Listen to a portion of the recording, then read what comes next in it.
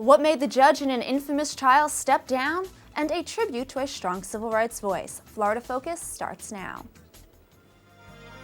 News from the region and from around the state. It's Florida Focus. Good evening. Welcome to Florida Focus. I'm Concetta DeLuco.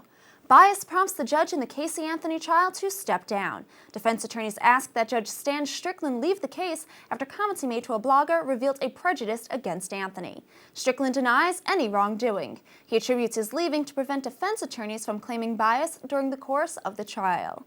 A new law may encourage you to be nicer to the homeless. The Florida House voted today to pass a bill that adds homeless people to the state's hate crimes law. This means any attack motivated by a person being homeless will carry an increased penalty. The bill still needs Senate approval.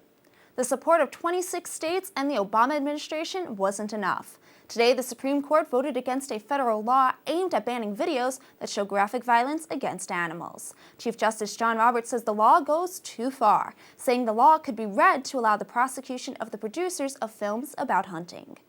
A woman known for much more than her colorful hats. Reporter Amanda Solar has more.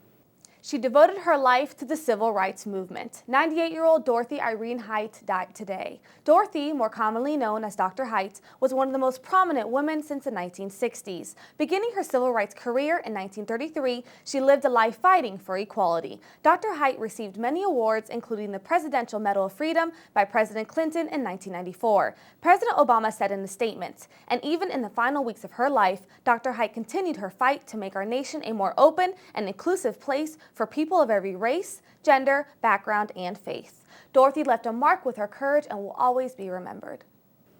A memorable morning for NASA. The Space Shuttle Discovery made a successful landing at the Kennedy Space Center today. The 6 million-mile journey included a rare tour around America's heartland. Discovery anticipates only one more launch before retirement. Today marks the 11th anniversary of the tragedy at Columbine High School. Florida Focus remembers the victims and their families in a moment of silence.